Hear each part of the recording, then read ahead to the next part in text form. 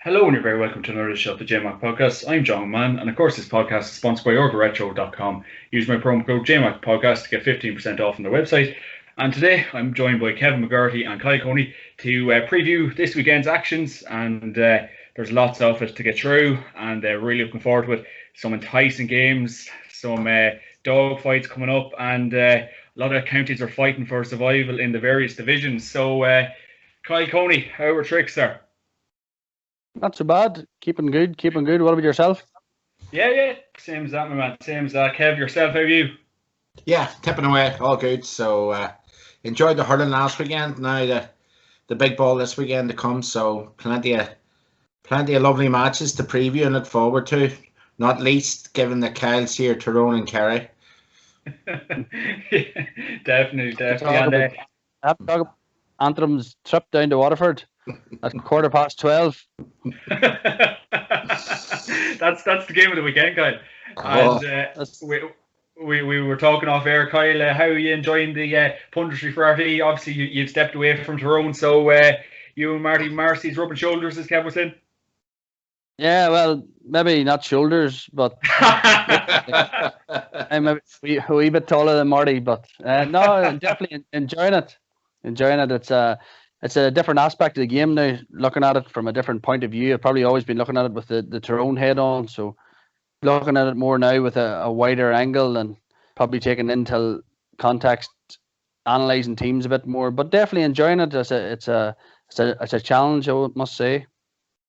Yeah, brilliant stuff. And did you enjoy the hurling over the weekend? Obviously, Kevin, no big ball last weekend.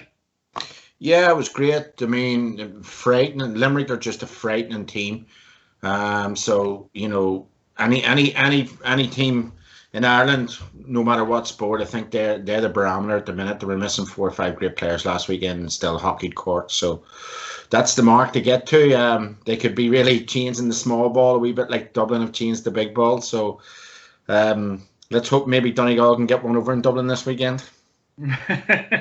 Fingers crossed, Kev. Fingers crossed. It'd be great stuff, and I suppose we can crack into it, boys. Division 1, we've some absolutely intriguing counters here. We've Tyrone v Kerry, Donegal v Dublin, Armagh versus Roscommon, and Monaghan against Galway.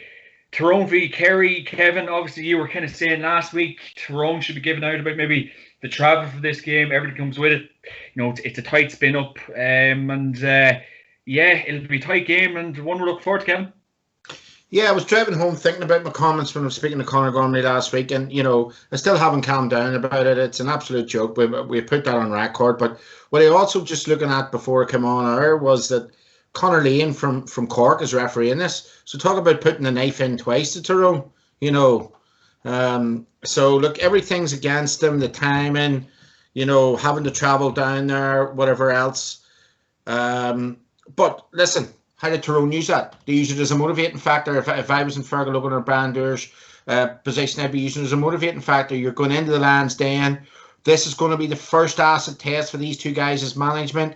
It's going to be the first acid test for these team, for this newly formed team. Players are going to look really towards people like Paul Donaghy. How's he really going to fare up down there? You know, big ask for him coming in. Darren McCurry has put in a couple of exceptional performances thus far. Really, you know, can he continue? Is he going to get the freedom out at 11? Petey and Matty again having to step up to the mark.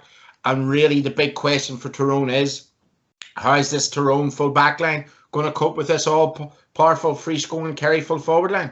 Now, many people wouldn't give Tyrone a chance, but you know what? I'm going to give them a real chance in this game. I think Kerry's big issue this year, and I've said it to you twice, is about their defence. I don't like their defence. It's not what it used to be. They have a problem with their goalkeeper as well. You know, they're leaking goals at the back.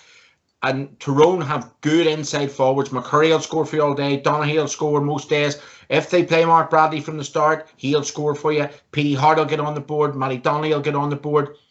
I don't really know if Kerry have the defenders once again to hold Tyrone. Dublin showed them up, the Kerry defence, for what they were.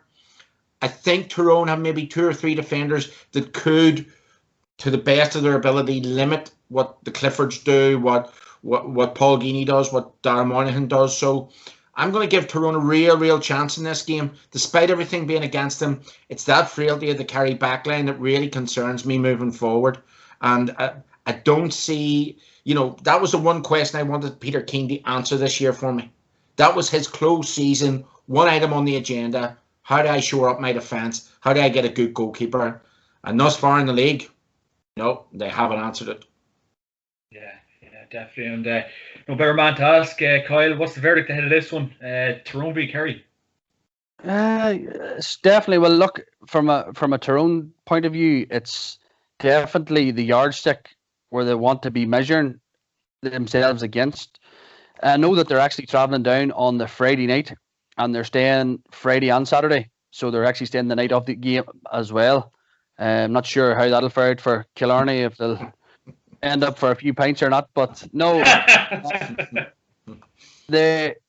As Kevin says, the whole point of the league was to do away with the travelling of the north and the south. That was the whole point.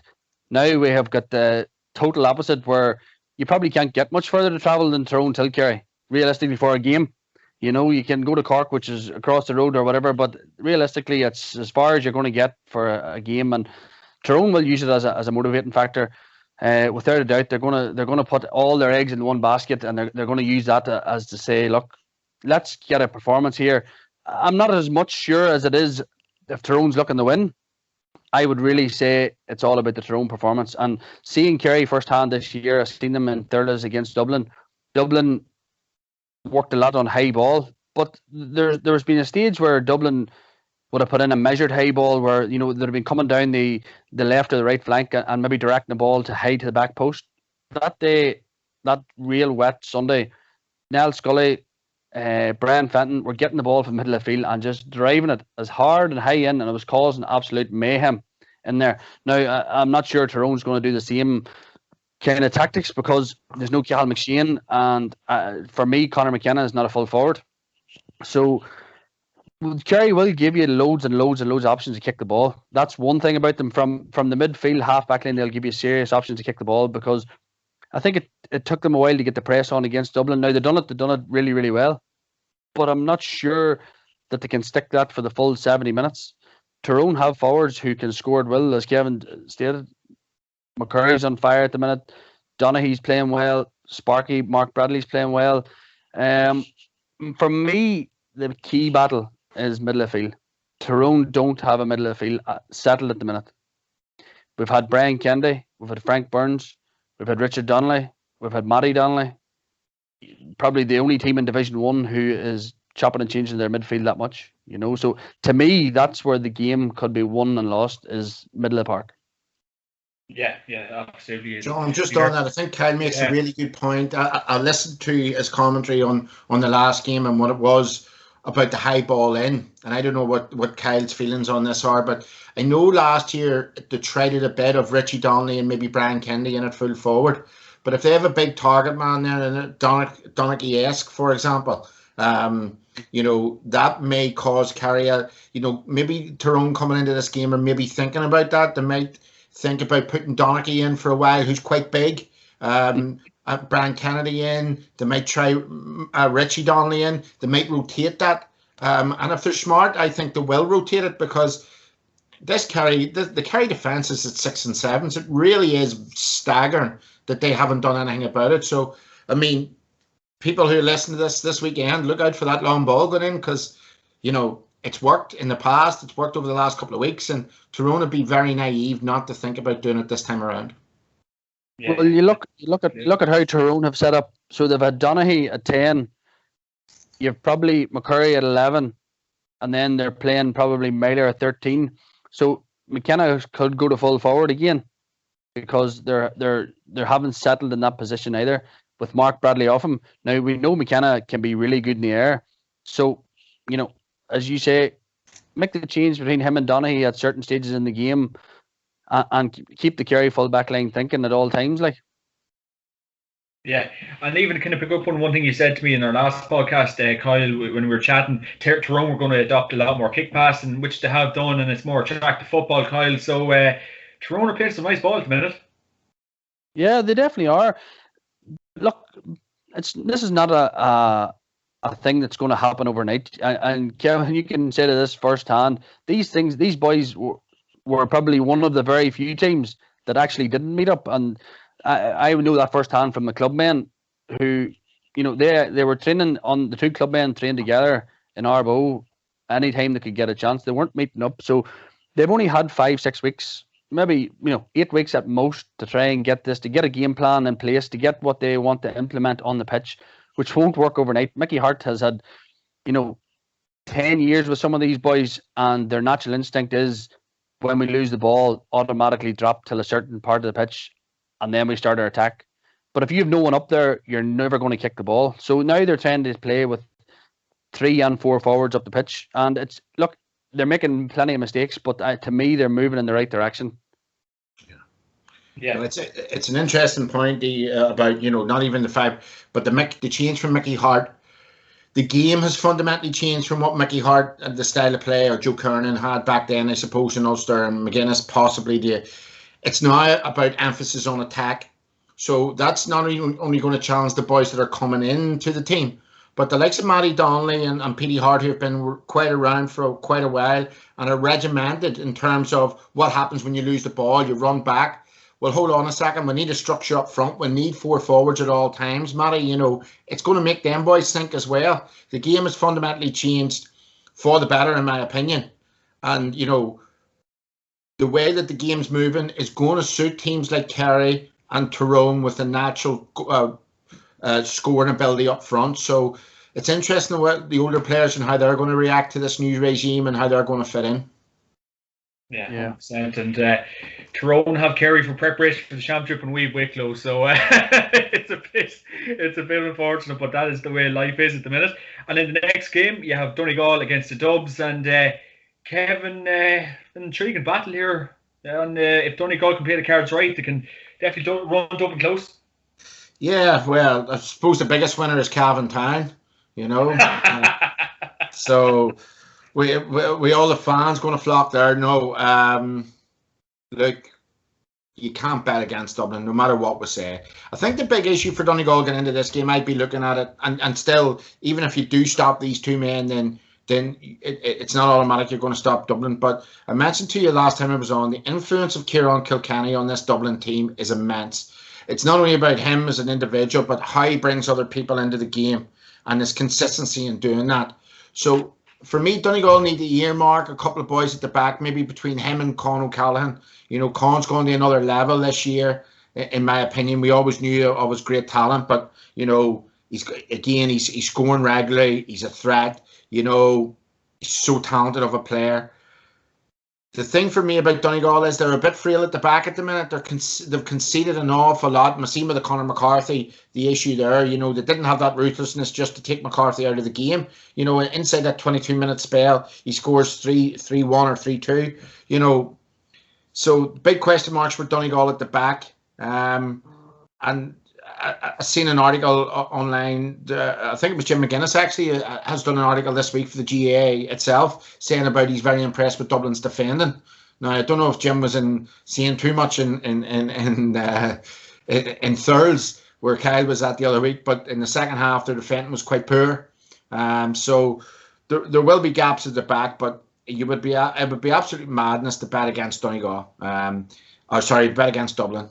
They are the most consistent team in the country. When one of their top players doesn't play, 2 or 3 others step up to the mark. The strength and depth they have, the new lads coming in off the bench. The young lad come off the bench last day, got a goal. So, this conveyor belt keeps on going. It's going to be an uphill battle for Donegal, unfortunately. Yeah, can't probably look no further than Dublin this weekend. And in the next game, you have Armagh against Roscommon. And Kyle, Kieran McGeeney would probably be looking for a win here again, I'd say. Oh, absolutely.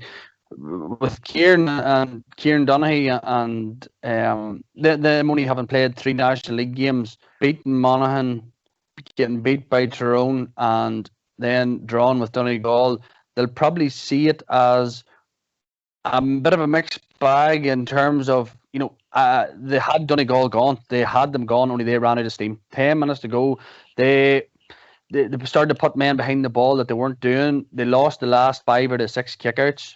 And that'll be something where they'll have to have worked on in terms of, how do we break this rut when we're in this position of losing 2-3 kickouts. You've got to have an outplay. It's got to be something, whether it be someone go down injured, whether there be a kick out of pulling everyone in and going along right over the top till, I don't know, till a Niall Grimley or a Rian O'Neill. Something's got to work for them. But that was one thing that I noticed in the Donegal game, where they just couldn't stop the rut, So they'll be fully expecting to win. I haven't seen an awful lot of Roscommon this year with being at different games. I've just seen small snippets and stuff. So I would imagine Donegal or Armagh will fancy themselves, although Roscommon will definitely fancy themselves as well. They'll feel they've nothing to lose. They're as much a Division 1 side as Armagh have been over the past 5 years. That both teams have been up and down. So to me, but the factor of this game would be Armagh's forwards. Armagh's forwards are brilliant, and they are really, really, really good. Stephen Campbell's been on fire. Rian and Oisin O'Neill can score it free. Rory Grugan taps over 3 or 4 points without ever really being a man of the match performer. You know what I mean? Because normally the other boys get the limelight. Their only problem would be defence. That's what they probably don't have a settled team. The first day out, Kieran O'Hanlon played as centre half forward, and 2 weeks later he was playing at number 7. So that makes me think that they just don't know their best, defence at the minute. Aidan Falker lines out at 3 and ends up playing at 14. So that to me caused a bit of diffusion. I know that Ceathair O'Kane had an article in the paper a while back that they don't play with a sweeper, and it probably hampers them. To a probably degree, that's right. They don't have an orthodox Colin Kavanagh or a person designated to go to that area whenever he gets to that stage of the game. So I fancy Armagh just to pull away and quite a high scoring game, in my opinion. Yeah, definitely one we're all looking forward to. And in the next game, you have Monaghan against Galway, Kevin, and probably pressure on both managers, Pádraig Joyce and Banty McInerney, to deliver the goods here for either team. Yeah, so it's been a real mixed bag for Pádraig Joyce in the league. Obviously, the first day out of thumping, and then a decent response against Roscommon, and a pretty encouraging display last week against Dublin. For Banty, maybe the opposite, a really poor start against Armagh, especially in the first 15-20 minutes. They were really poor in that game. And then they went away to Donegal, and again, they maybe be pulling their hair out. They didn't take the full points up there. And then obviously the game against Tyrone as well, which was a nip and tug affair. But Banty will be quite. If I was him, I'd be happy enough where I'm at. The 3 games I had were 3 real championship encounters. He's come out. He's gone to Donegal. He's gone to Tyrone. He's got 2 draws there. So that's very encouraging. I said to you last week that I do fancy Monaghan to win this game. Another side note on it is Monaghan shouldn't have home advantage. They broke the rules and they should have paid the full consequences for that. But Galway going up there. Look, what Galway we're going to get? Are we going to get the Galway we've seen down in Tralee, or are we going to get the Galway maybe we've seen last weekend up in Tuam against Dublin? If we get the one we've seen against Dublin, it's going to be a real battle down there. But I sort of like the way Monaghan have 2 or 3 players stepping up to the mark at the minute outside of McManus. They've got other options now, and Stephen O'Hanlon's playing well, as I mentioned to you. Conor McCarthy's obviously playing well. Ram McInnesby's playing well. Niall Kearns has come in off the bench in a couple of games and contributed. So look, they're not this one-man band. They're very, very hard to beat at home, and I think Galway will find it hard getting up there. I'm going to go for Monaghan in that one, to be honest with you. Yeah, absolutely. And another tight game in Division 1. And then moving on to Division 2, you have Cork against Westmeath. And Kyle, Cork would really want to be looking at a win here to gain any promotion or any success ahead of the Munster Championship. Yeah, absolutely. We've all said it over the years that Cork probably see themselves as a Division 1 team. That's probably where they see their sights, although it hasn't always been that way and hasn't been plain sailing for them this last number of years. But they have been, Tyrone played them a few years ago in the last game of the qualifiers or the Super 8s, was it? And the Tyrone just, for a long period of the game, we couldn't get away from them. You know, they stuck with us. They had a doggedness about them. Their physical side, and they just, to me, they lack the really top class forwards that they've had down to the years. The Daniel Gouldings, the Paul Kerrigans, I know still just not at that level at the minute to get them over the line. I just personally, I think they'll have too much for Westmeath. They've been coming. They'll be pushing on for the Munster Championship. They'll see themselves, you know, trying to get to the Munster final as much as possible to repeat the heroics of last year.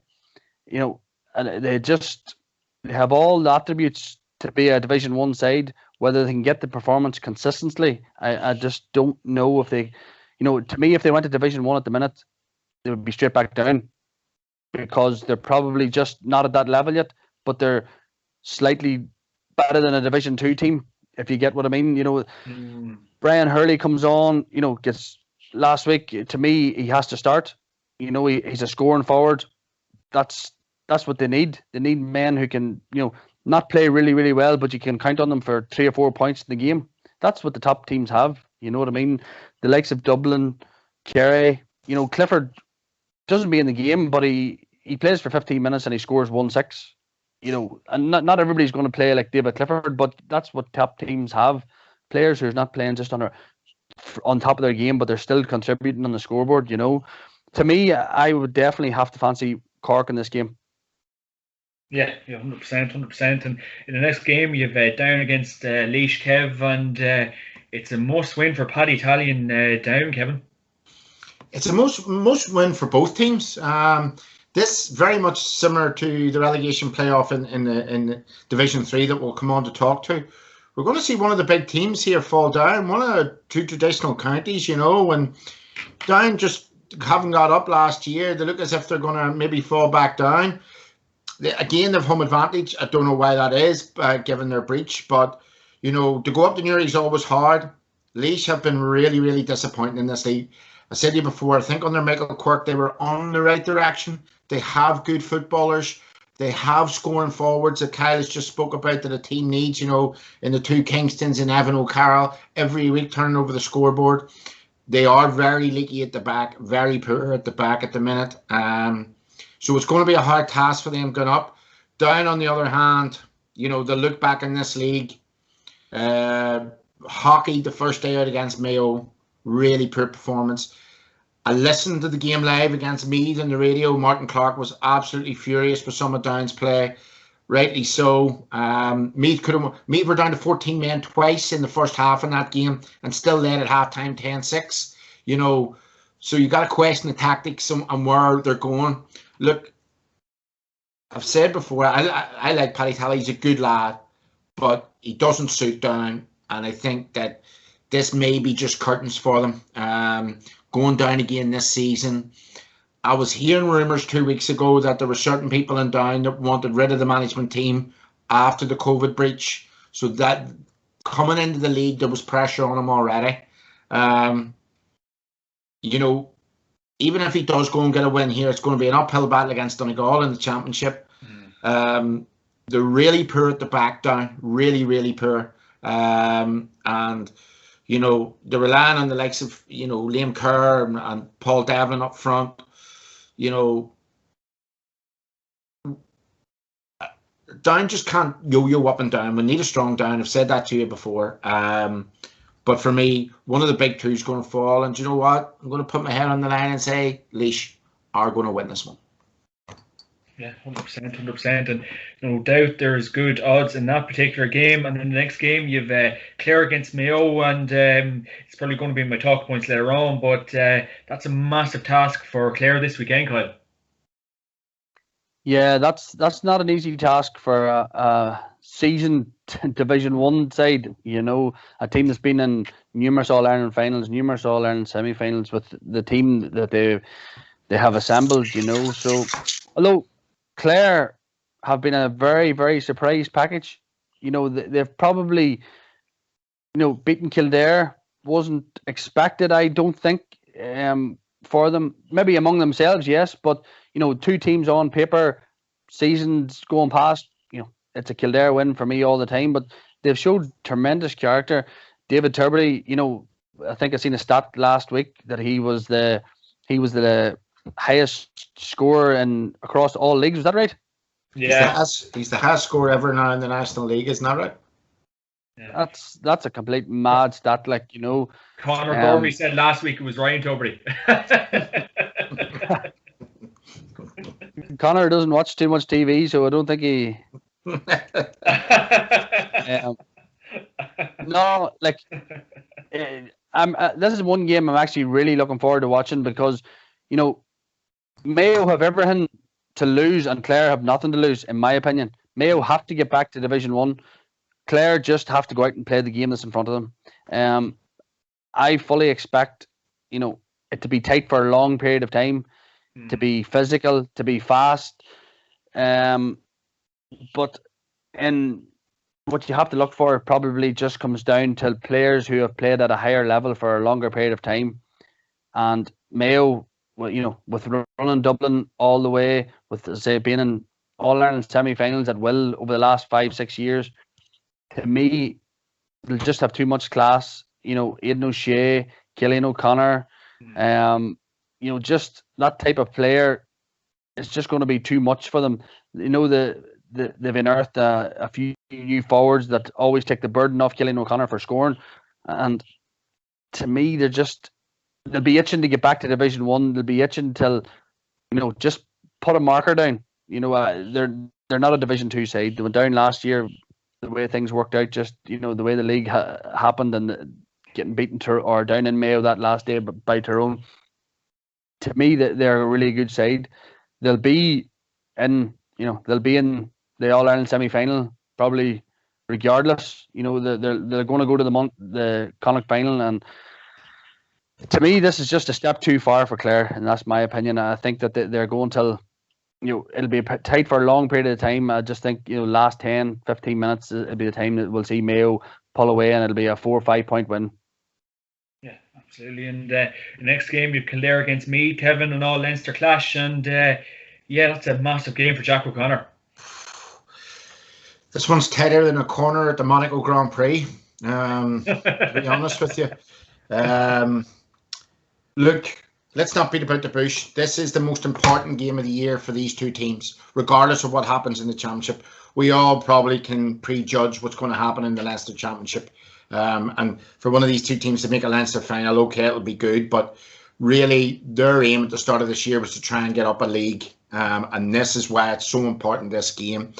I suppose the Newbridge factor is important in this game. It really, Kyle's probably been down. I've been down, played a championship game in Newbridge. It's a tight enough pitch down there. Kildare very, very difficult to beat in it. The one thing I would say is, Meath are a hugely physical team. And what I like about them this year is, they've been very free scoring, 12 different scores in the first game, I think, of the league. And they've grounded out a couple of results. The old Meath resilience is back. They grounded out that first win against Westmeath. They were 4 or 5 points down with 13 minutes left. They've beat down quite comprehensively. And last week they were really poor against Mayo in the first half. But the second half they actually won on the scoreboard, and they came back and they introduced the likes of Shane McEntee and Donald Keoghan and these boys at half time. And they did put it up to Mayo a wee bit in that second half. So look, there's bright shoots coming into this game. On the flip side of that, Jack O'Connor's been in. Again, Jacqueline Hyde a wee bit going down to Cork, winning, then the home defeat, and then last weekend they give an exhibition against the poor enough Leeds team. Jack would obviously have ambitions of getting a Kildare team into Division 1. Meath having just been relegated last year, wanting to get back up. The Newbridge factor for me is probably the biggest thing. If Meath want to have a chance of winning this game, the two Flynns have got to be curtailed up front for Kildare, who are their main scoring threats. But the Kildare factor is huge, and I'm going to go for the narrowest of Kildare victories. Okay, absolutely. And of course, guys, this podcast is sponsored by OrgaRetro.com. Using the promo code JMACPodcast to get 15% off on their website. And moving on into Division 3, the first game of the weekend is Cavan against Wicklow. So, Kyle, nothing other than a Cavan win here, really, for progression for the season ahead.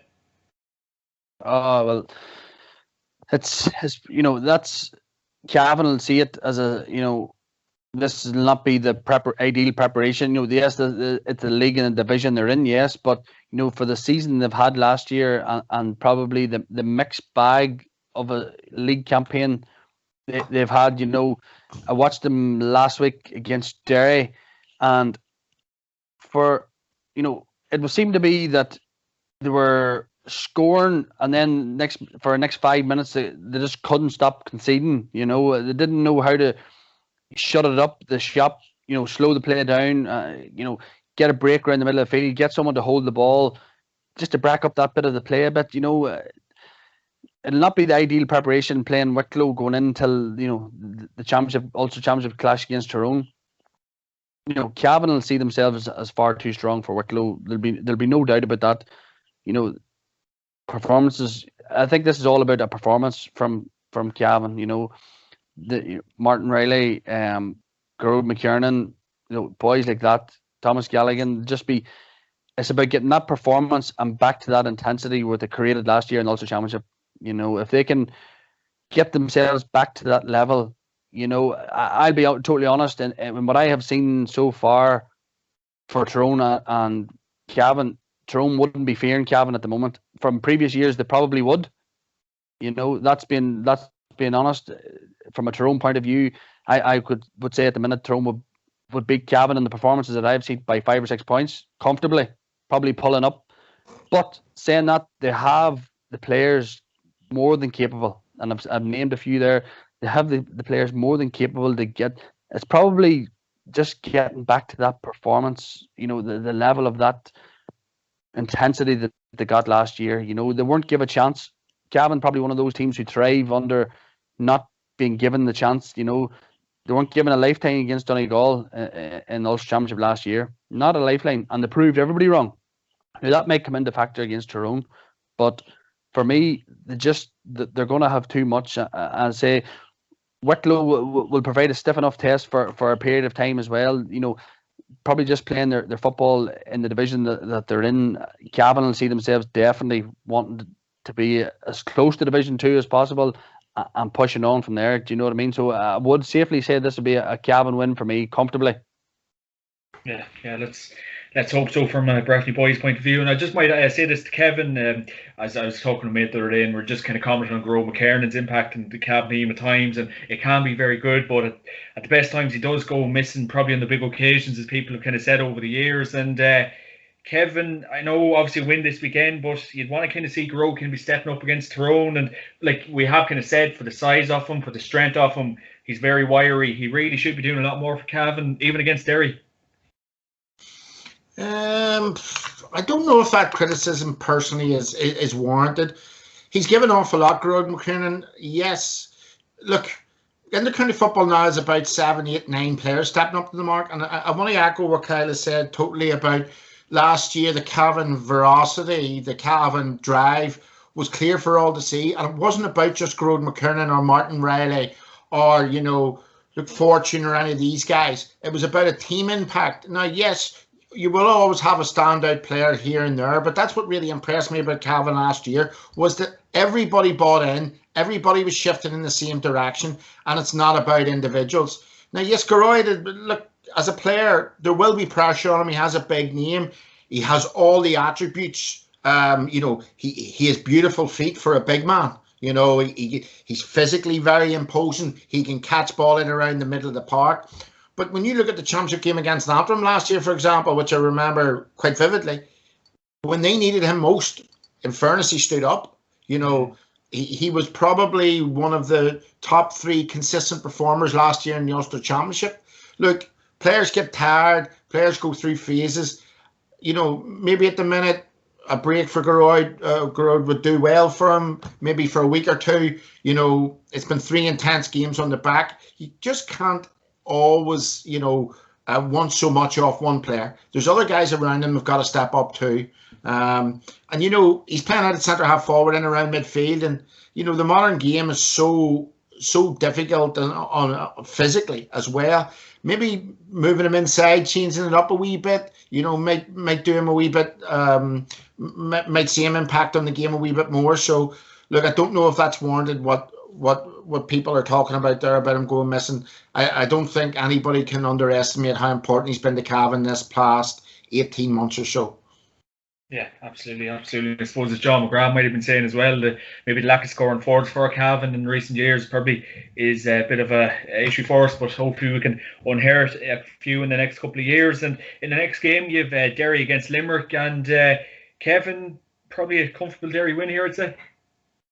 No, it's not going to be comfortable. As I say, I've said to you on several podcasts that Limerick are a team I've been very impressed with, a very physical team, a team that will score well. They beat Tipperary this year. They beat Wicklow, obviously, and just about lost out to Offaly. So they've come up a league, and they're already in promotion playoffs. So that should tell you enough about where they are mentally, where they are strong, physically strong, and they're going in the right direction. You know, the game's in Sean McDermott Park, I think. So it's a halfway house. Derry are the one Ulster team, probably bar Antrim, because Antrim couldn't get any lower. But Derry are the one Ulster team that I think we all, as pundits or players or observers, have really impressed us this year. We're starting to see that transfer of the 3 or 4 decent men and under 21 teams. That great Glen Maharad team that came up right up through minors and is now competing at senior level.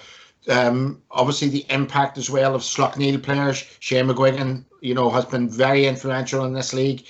So Conor Glass coming back, Kieran McFaul, them 3 guys have really stood up this year. And look, I think Derry will win this game. I don't think it'll be one-way traffic for maybe 50 or 55 minutes, but I think they have the class to pull away for it. The big thing for me moving forward is this is Derry's season. This is all Rory Gallagher had to do this year, in my opinion, is get them out of that league. Next year, they'll get 6 or 7 quality games in Division 2. And I really would expect Derry now to start kicking on.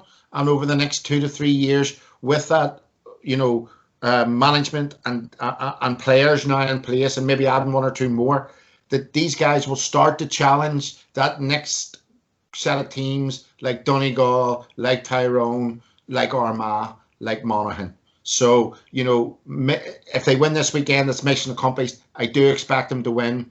And I think that we all agree they're going in the right direction, and it's good to see from an Ulster football perspective. Yeah, absolutely. And one thing I would say is, previously watching Derry over the last few years, playing against them as well, you probably had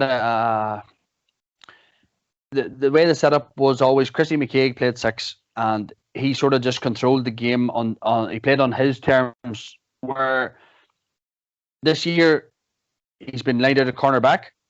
He's been given a man marking job. Garth Mckinless has went to centre half back, who was brilliant against Cavan.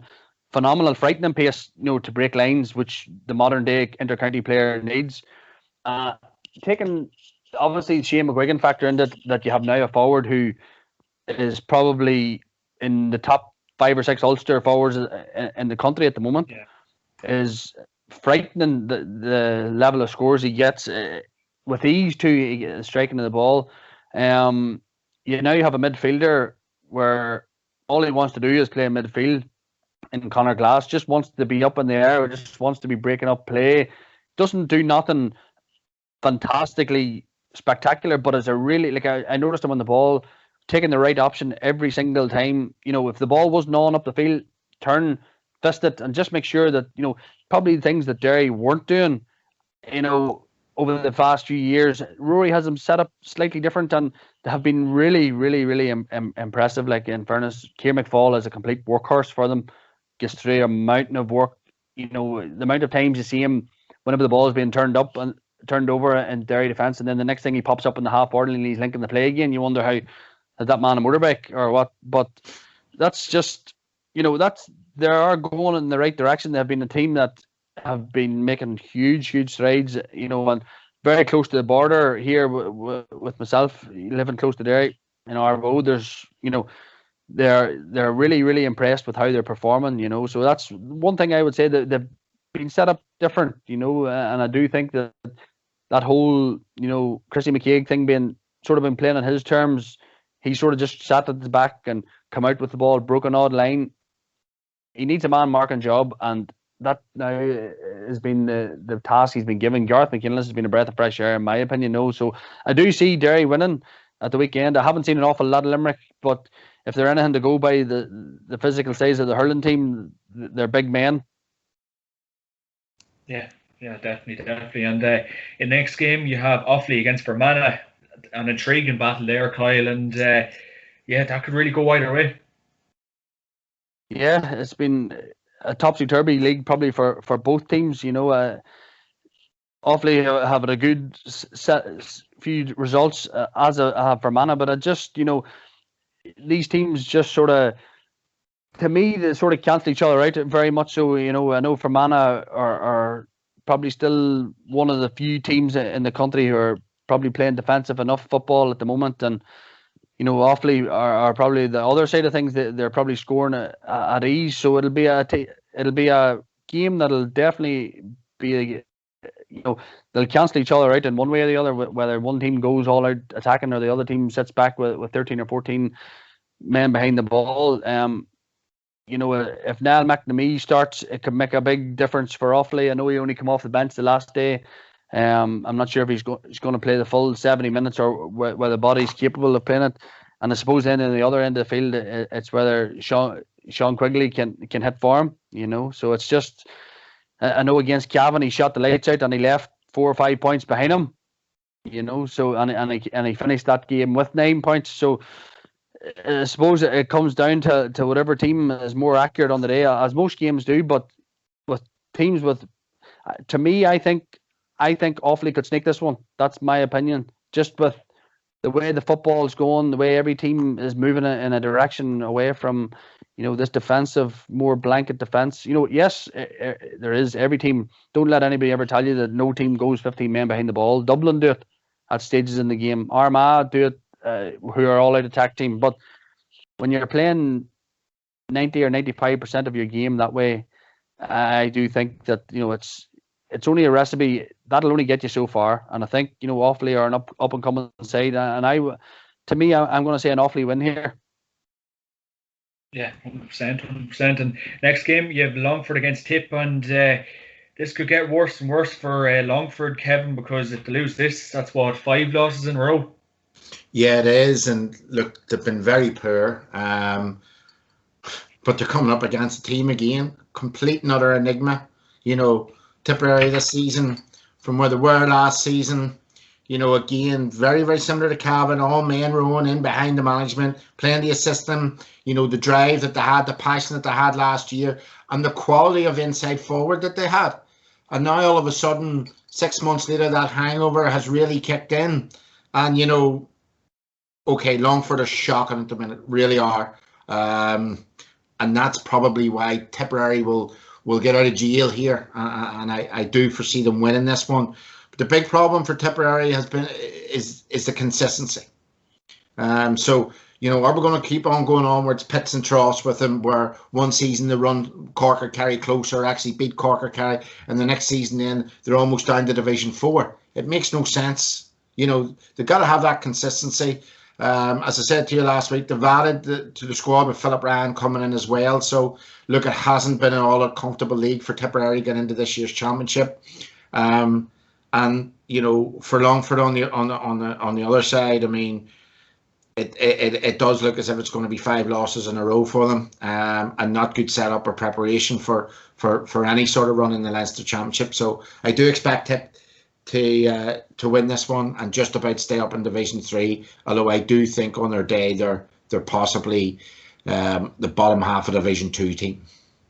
Yeah, absolutely. And moving on to Division 4, you've Carlow against Louth, and Kyle, another intriguing battle, and your former manager Mickey would want to win here as well. Yeah, absolutely. He'll be, for one thing I do know about Mickey, he'll have come in and he'll I seen an interview with the Louth captain last week, picked it up online somewhere, and it's the exact same thing that I've heard from Mickey in the last couple of years in his Tyrone, season, or in his Tyrone managerial career, was find your why. That's what he said. It was everyone's going to have a different why, whether that be family and friends, whether that be your passion just to play for Louth, whether that be your, he wants everyone to have a different reason of why they're there. And look, definitely when you get that sense of belief among a group, there's endless possibilities for that group at that level. And that's one thing that I know that he will have instilled in them, in a short period of time. He will have them absolutely bouncing.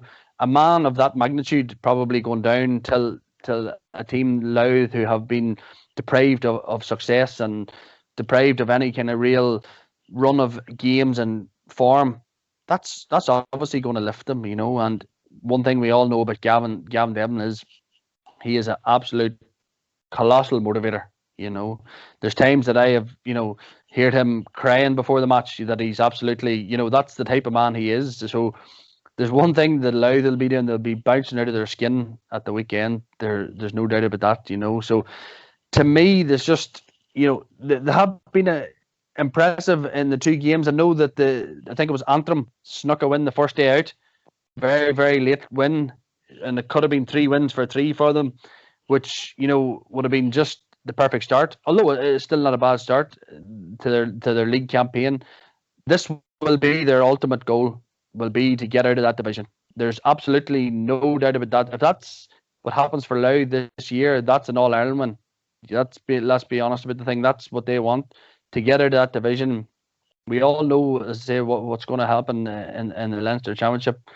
There's only going to be one winner, so this is Louth's All-Ireland, and I know that people don't like to hear that sometimes, and you might upset certain people, but that's realistically that's what it is. That their league is their All-Ireland, because to me, I think they'll get the win. I just think they're going to have too much. They'll have too much belief. They'll have too much heart. They'll have too much hunger. Mickey will have them absolutely bouncing. Hopefully just not playing 15 behind the ball.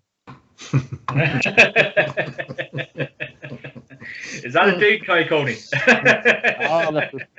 He knows I'm only joking. That was a Floyd Mayweather haymaker more than a dig. Great stuff. And in the next game, you have Waterford against Antrim, and word on the street is we have to go through you, Kevin, to get chatting to the players these days. Yeah, I was hearing that now that there's media bans and stuff. Frig, if it had happened in my day, it would have been goosed. So, no, listen, in the Scotland, there's not much talking to be done about this match. Antrim will be overwhelming favourites. The big talking point is, as Kyle rightly put it, the start is the 12:15, start time, and then guys getting back up the road and whatever else. Antrim are going into this game in a really good shape, in a really good state of mind. A lot of players have got time off the bench. A couple of young players bred into the team in Connor Stewart and the likes. The older hands stepping up when they're needed. Everybody, again, as Kyle beautifully, articulated a second ago about Mickey Hart and people buying into a team and the hunger within that team and the motivation. You can see that with Garth Mckinless and how that's rubbing off in Antrim at the minute. There's a real good buzz about it. Guys want to be there. The best guys in the county are actually playing for the county. So they'll go down there. Yes, it's a long trip, and I do fully expect maybe Waterford to put up some resistance. But if Antrim don't come out of this with a handsome enough victory, you would be quite shocked. But a good sign in the first season, and they had a lot of work to do there. Maybe the whole COVID thing helped in the way that the league was split up a bit, because Division 4 can get tiresome at times with the travelling and stuff in it. And Antrim have maybe consistently won 5 games and lost 2, and they were the 2 that then stopped them from going up. So they've been down there 3, 4, 5 seasons now. And they've come out of a right side, as Kyle had alluded to earlier, against Louth, come out the right side of the draw there, and again against Sligo in a nip and tuck game, they come out of the right side of the draw there. So spirits are high, lots of motivation in the camp, lots of hunger, lots of talent, and you would be fully expecting them to come out of Fairfield with a win and promotion back to Division 3, and that sets them up beautifully then for going into the championship against Armagh. Yeah. I read an article today, and Warden Street is Enda McKinless used this podcast as inspiration for Antrim to be doing well this year, Kevin. I'd say Enda McKinless better things to be doing with his time. I don't know if that's a thing against you or me. And in the next game, you have Sligo against Wexford, and Kyle, it's about time Wexford get a win. Yeah, absolutely. It's probably the game that's, it's a Wexford just, they can't seem to get over the line. Just seem to be struggling to get the wins at the minute. And as I say, Sligo ran Antrim right up to the wire, and it took, I think was it a Paddy Cunningham speciality, to get them over the line. So it's a game where Sligo will fully expect to win, but Wexford will see every chance that they can win it. To me, we're not seeing a lot of the both teams this year. Only seeing results, only seeing snippets of games online, and I fully expect Sligo to win this game. I just think that they might have too much for Wexford, too much up front. They put up a right score against Antrim, so to me they're going to have too much up front for Wexford, and it's going to be another defeat for a team that's maybe, I don't know if the whole Paul Galvin thing's having a hangover or what way the thing was left. I don't know, but just that doesn't seem to be well just at the minute. So that's my opinion. I do think Sligo are just going to have too much for them. Yeah, 100%. And move into a couple of talking points, and I know we can discuss at the start, but will the travel for Tyrone have a big impact on the game this weekend, Kyle? Look, I spoke to a few people about this earlier on, and the travel down, I know that they're taking two buses. They're taking two buses for the whole COVID reason. They're taking, obviously, both coaches. They're only stopping for 45 minutes near Portlaoise, and they want to get back on the bus as soon as possible to get to Killarney, because they're staying in Killarney itself. So the travel down will be a nightmare for them. Don't get me wrong. That there's nothing worse than sitting on the bus and yes, you watch a movie or whatever it is, but there'll be all social distance, and they'll be sitting out probably 2 seats apart or whatever it may be with both buses. To me, the biggest thing about is the hanging about for the next day. It was the worst thing. They'll be up on Saturday morning at 8 o'clock. They'll be up early. They'll have a meeting. They'll have breakfast. They'll probably do video work again. They'll have another meeting. They'll go for a pre-match meal again. That's the killer, for me, for a team traveling down there the next day. It will come into play. It'll probably give them more time to prepare, but I don't like that waiting about for a game. I'd rather. I know it's you have to do what you have to do whenever it's 4.5 or 5 hours away. It surely has to play into Kerry's hands somewhere along the line, with just the travel and the hanging about. And I that was one thing as a player. I'm not sure what you thought, Kevin, whenever you had to travel and game was later in the evening. Yeah, no, I think you make a very good point. They played a second final one night in Dublin at 7:30, just so it suited the TV. Hanging around Dublin all day, from the night before. We had a game the day before against Jordanstown. So, yeah, it kind of, that Saturday's just a write-off for you. Kyle's right. What are you to do with yourself? You wake up early, you get a bit of breakfast. It's waiting around all day for something where you're not, if they're staying in Clardy, they're only going to go to the ground at 4 o'clock or 4:45, So, look, it's just all wrong. Everything about it is wrong. These are the types of games that we want. Well, Dublin and Donegal are meeting halfway, but yet Kerry and Tyrone can't. What's the logic behind it? It's absolute bull. That game should have been in Croke Park or in Dublin all day long, or even if they couldn't have had it there, it could have been in Portlaoise, and it's just wrong. Hopefully it won't have an effect on the game, but I think it will. I think that whole tiresome thing, traveling down, it's not ideal preparation at all. Look, there is times that's had to happen in championship matches, and we have talked.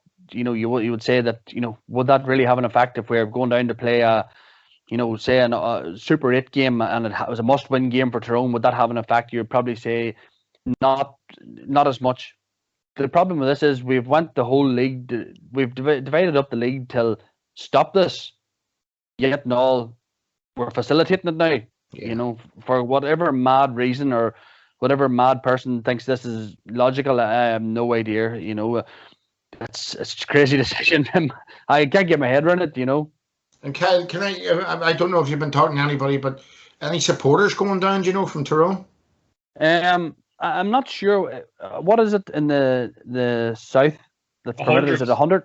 100, yeah. So realistically, you're not normally. What was it? It was 500 in the north a few weeks ago at the Armagh game. So there was 400 got the home venue, I think. So Armagh got 400. Donegal got 50 tickets, I think, and then 50 was divided out however they sort of wanted. I haven't heard. I know there was one fella I was talking to today who's a mad keen Tyrone supporter, and he said to me jokingly, "Any tickets for the game?" And I think if he could get in some way, he would get in. I'm not sure whether there'll be too many traveling or not, Kevin. I don't. Unless you were able to make a weekend out of it, where times are normal and stuff like that, people maybe would face it. But with hotels, I'm not sure if you can get in properly again, or if it's work reason only, or what the story is. If in normal circumstances, you would probably have people traveling, no bother. But with only a certain amount of things that you can do and restrictions and stuff, I would say there'd be very, very limited Tyrone supporters going. Yeah. Well, aren't you glad you stepped away, Kyle? I might even be on the 26th. So I might have been all right. Well, we're looking for forwards if you want to come down here. And in the next talking point, we have Declan Bonner. Can he pull one off against the Dubs, Kyle? I'm just going to have to, reiterate what Kevin said earlier. I would say they obviously it makes a lot of, if Michael Murphy was there, it makes a huge difference. That makes, obviously everybody knows the magnitude of Michael Murphy, how he controls that Donegal team in a way that, to me, and maybe, I'm not sure, you might not agree, to me, he's the most influential player in Ireland. Just for the sake of, he can go to the middle of the field and control the game. He went to a period of, he goes to the full forward line for maybe 5 or 10 minute period, and he'll normally get you a point or two. He'll go to the full back line, and when he'll be the man turning over the ball, and he'll be popped, the ball will be free kick, he'll be the man taking it. There's not many more that can do that. And yes, we have the Cliffords and we have the Conor O'Callaghan's, who are, without doubt the best forwards in Ireland, and that's, there's no doubt about that. Could they do it if they went to the middle of the field? For me, probably not. Just on the Dublin factor is they're too they're a well-oiled machine that just never stop turning the cog. And Kevin alluded to it earlier. One man that you have to look at is Kieran Kilkenny, and we have tried to stop him. Over the years with Tyrone, we have tried to put different man markers on him. We have tried different stuff. We have tried tactics where, you've literally told someone to, don't worry about your game. Do not worry about the ball. You control him.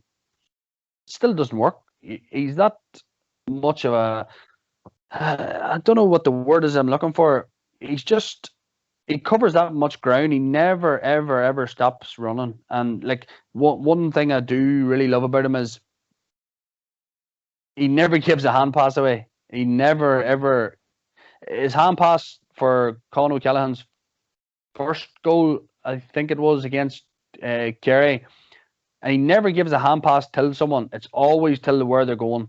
And that can't, it's stuff we're even working at club level at the minute. The amount of times someone would give the ball to someone and they're reaching around the side, or it's going to their feet or going to the ankles. He's just so influential, So, to me, Dublin's just going to be too strong. They're going to snuff out McBeardy. Yes, we'll probably fully expect Paddy McBeardy to finish the game probably with 6 or 7 points. Can we get another Michael Langan speciality? What obviously Brian Fenton's there, who's going to take a whole lot of watching going the other way. To me, there's just Declan Bonner has too much. He has too many fires to put out. That would be the way I would put it. You have Colin, you have Kieran Kilkenny, you have Brian Fenton, you have Nell Scully, you have Cormac Costello. You know, you need a hose to put out all the fires. Realistically, that's, you know, Dublin's just going to be too strong for Donegal on the day. You know, the Dublin will always offer you up plenty of chances to score, and you know they're always going to score probably 2-15, 1-18. That's just, you know, I know Andy Moran said it, and I said it to you before, John. You always need 20 plus points, and I don't see Donegal getting it. That's just my opinion. Yeah. Absolutely. And Kevin, who would be your player to watch this weekend and the bet for the weekend? Bet of the weekend, Laois going to Down or Meath going to Kildare. Player to watch, I would say Kieran Kilkenny, but you know he's just too consistent. So we'll just probably see the same old Kieran Kilkenny. Conor McKenna, let's see how he serves up for Tyrone against Kerry.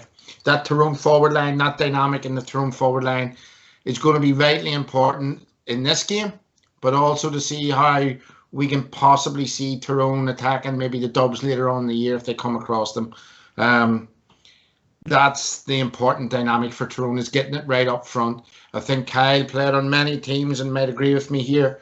Tyrone have maybe got it right at the back for quite a while. It's up front that they just haven't got it right. In the last maybe 4 to 6 years, they haven't had the right personnel. They didn't pick the right team. They haven't got the right structure up there. And that's been their Achilles heel. So McKenna's had got to be a year back now in terms of being back in Ireland. He's had, you know, time to get used to the ball, the changing ball. He's had time to, I suppose, get good quality competitive games under his belt.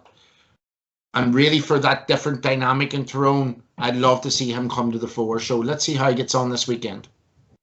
I would love to see him. I would love to see him play middle of the field. Love to see him play middle of the field. You know, we have seen the clips of him. You know, all the FL clips that went, you know, viral over Twitter, and we've all seen it all. And you know, what's he best at? And he's best at breaking at speed. You know, and to me, if Tyrone can move the ball from the half back line to the half forward line in the right fashion, which we want through foot passing, through kick passing, and you have a man who can break the line like McKenna, and the boys will tell you this, will probably not be the fittest player in Tyrone, but by God, he's the best man at breaking a line that they have. He is freakishly quick. He has an unnatural ability to just. I remember the first training session he had back, we had like a small hand passing drill where it was just all about breaking lines. And McKenna just was going past men at will, because that's where the AFL had him playing, was half back, and it was his instinct just to gallop, you know. I would love to see him play middle of the field, you know, facing the play. It's sometimes players find it a wee bit harder with their back to goal, and you know, if you're a centre half, you're always, you know, you're always a man up your backside. If you're inside, you're constantly getting the attention of Neil McGee, or you get Michael Fitzsimons is hanging out of you, or you know, whoever it may be. Middle of the field where there's a bit more freedom, and Tyrone can move the ball through the foot. You know, they have kick passers now back there, Peter Hart, Matty Donnelly. That's just my opinion of where I would love to see him play. I think it would make a huge difference. That would be my number 8, and whoever they wanted to go with number 9, but I would be looking about playing him there. It's a very interesting point, John, that Kyle just makes about a player facing the ball and a player with his back to goal. Matty Donnelly is that type of player. I often think that when Matty has his back to goal, it limits how much Matty can bring to Tyrone as a team. If you've got Matty Donnelly facing onto the ball and coming at you at speed, he's next to impossible to stop. And the same with Petey Hart. But when they actually fire them into the forward line, into their back to goal, it's much difficult for a player. And that's maybe where Kyle at the minute, Connor is playing, is with his back to goal rather than facing onto the ball and coming forth. So if they have them 3 players playing in them roles that are coming onto the ball, then, that'll give Tyrone an awful lot going forward. Yeah, it'll be interesting to see and want to look out for, obviously, for the championship ahead and obviously this weekend. And Kyle, who would be your player to watch and the bet for the weekend? My bet for the weekend is I'm going to go.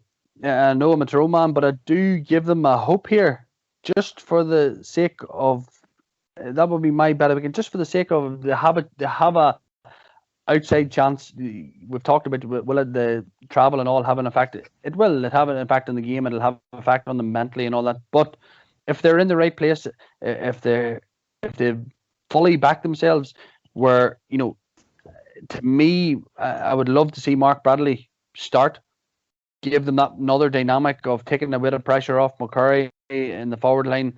Will Donaghy start after being subbed off at half time and missing a couple of 13-yard free kicks? To me, I know all about him in the club here at club football. That won't shake his confidence. He'll continue to shoot. He'll continue to pull the trigger. To me, the bet of the weekend for me would be a Tyrone win. Player to watch. I suppose we can go through all the names and all the big names, but one player that I have liked from coming to him, and he probably lives under the brother's shadow a wee bit, is Paddy Clifford. A fantastic player. A fantastic player. I was disappointed he was taken off against Dublin because I think he was coming really into the game. I know they brought on Stephen O'Brien, who made a huge difference in terms of their pressing the kick out of Dublin kick out. But to me, like if you think back to that finish against Galway, where he broke the line and he opened his body up where he was tucking it over to the keeper's right hand side, but he just reeled in this side of him.